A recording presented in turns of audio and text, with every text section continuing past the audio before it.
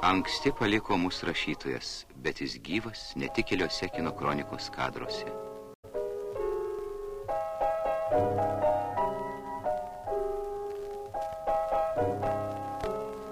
Maskva, Kremlius, 1940-ieji. Lietuvos liaudės Seimo delegacija Tarybų sąjungos aukščiausiosios tarybos 7 sesijoje. Priimant Amerikos lietuvių veikėją Antaną Bimbą.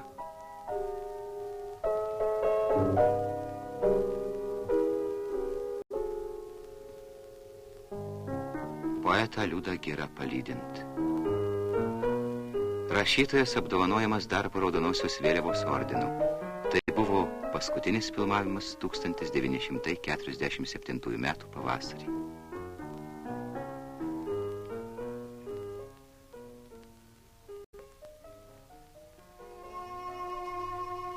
Klangiuose prie Nemuno gyveno Cvirkų šeima.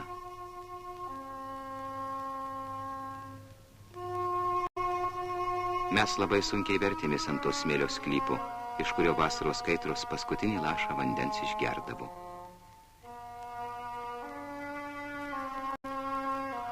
Pirmajame pase greta pavardės skaitome: ūgis vidutinis, plaukai gelsvi, akys melsvos, veidas apvalus, darbas mokinys.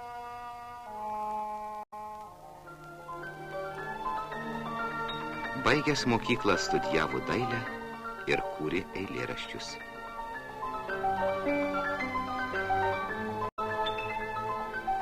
Vis labiau ir labiau traukė literatūra. Jis aktyviai bendradarbiauja antifašistinėme žurnale Trečias frontas.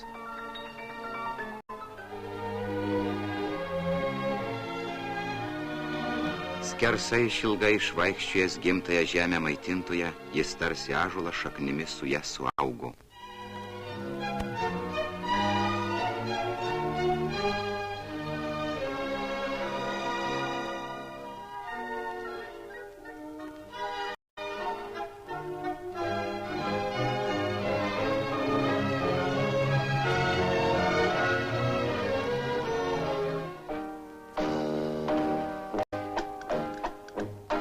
Nauji kraštai miestai viliojo ne savo egzotiką. Puošnumas nepridengė nuo jo akių buržuazinės visuomenės dvasinio skurdo.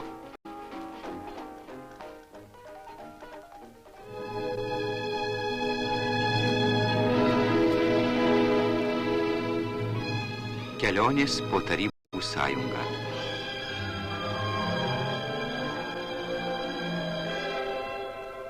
Jis rašė: jaučiausi ne tiek svečias, kiek savas tarp saviškių.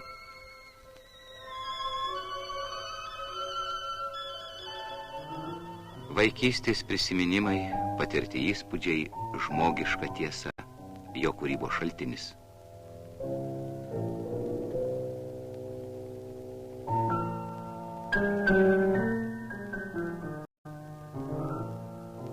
Būsimą kūrinį ilgai nešiodavo savo mintyse ir tik viską apsvarstęs rašė. Taip gimė pirmoji poezijos knyga,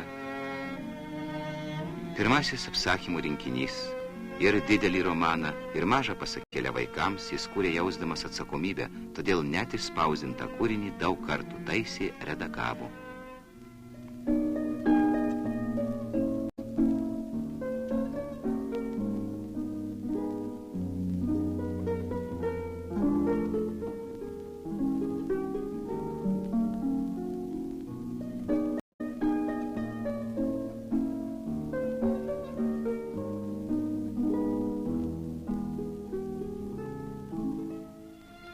Tai buvo aktyvus visuomenės veikėjas, deputatas, komunistas. Liaudės Seimo deklaracija apie Lietuvos paskelbimą Tarybų socialistinę respubliką sutvirtinta jo parašu. Gyveno žmogus su atvira šypsena ir gal tik amžininkai, vaikystės ir mokslo draugai, bendradarbiai rašytojai gali nusakyti, koks buvo jis, mūsų Petras Cvirka. Augome mes su Petru čia ant to Nemuno kranto. Tai buvo senieji klangiai ir jam reikėdavo eiti iš tų klangių į Veliuoną. Tai jį mama užgobdavo savo pasauginę skarą tokią, carinių laikų, ant galvos ir eina, o mes irgi tokie nedėkingi vaikai buvom. Tai pamatom, kaip Petras, tu Petrai, suskaratų, baubėki, tas vargšas nusigobė tą skarą ir kišasi šitaip. Vienas atsitikimas arba konfliktas su kapelionu. Kapelionas rengėsi važiuoti į Romą. Mokiniam papasakoju tą, klausi, ką parvežti, kokių dovanų iš Romos. Petras taiga nieko negalvojas, ranką pakėlė ir sako, ponas kapelionė, prašom perduoti popiežiui labų dienų nuo Petro Cvirkų. Mes leidom slaptus laikraštėlius, atsimenu, tai satyrinius vilkijojo diržą, šluotą, leidome. Jis rašydavo, aš pieždavau. Pastebėjau iš karto, kad jis yra guvus, kalbus, toksai gyvas, energingas vaikinukas. Mokslo metų eigoje pastebėjau Cvirkos du polinkis. Vieną į meną, kitą į literatūrą.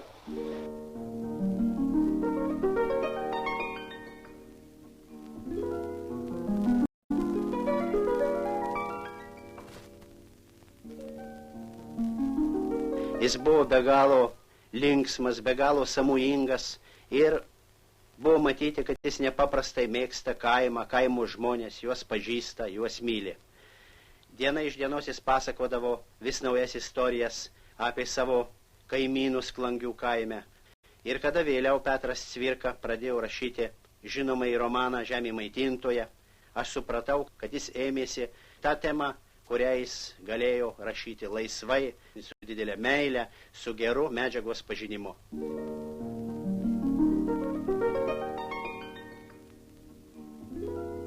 Cvirka apsigyvenęs tam mažam kambarėlyje, itin intensyviai dirbo literatūrinį darbą.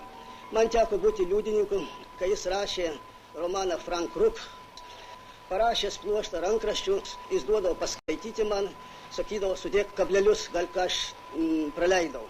Kada rankraščiai pasidarė nebereikalingi, jis juos išmetė į katilinę, o Julius Butėnas, pamatęs katilinėje dar vieną nesudegintą Franko Kruko rankraščio tomą, jį išgelbėjo ir dabar mes jį vertinam kaip didelę brangenybę.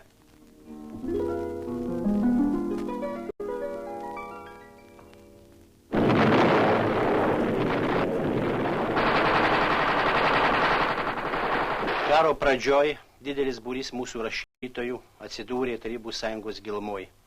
Petras Cvirka ilgėjosi savo tėviškės, labai dažnai kalbėdavo apie savo motiną, apie brolius ir seseris ir nei vieną valandėlę nenustojo tikėjęs mūsų pergalę.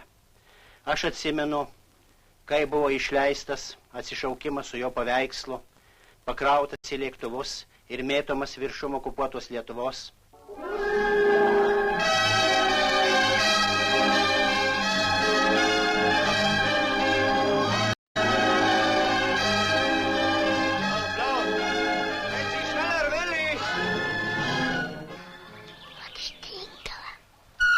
Einam.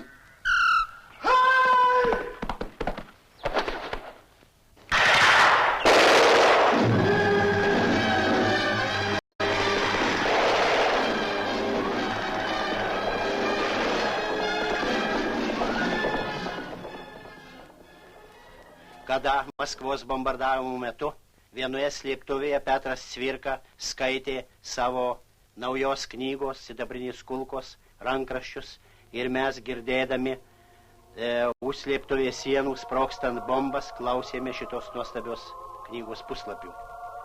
Ir kada tik su juo tekdavo susitikti, jis pasakojo vis naujus ir naujus romanų, apsakymų, siužetus. Jis nebaigė rašyti romano Upė negrįžta. Jeigu jam kas būtų pasakę, kad po jo mirties jo kūriniai bus išversti į daugybę kalbų, nebūtų tikėjęs, jam atrodė, kad viskas, ką jisai padarė, yra tik tai didelio kūrybinio darbo pradžia.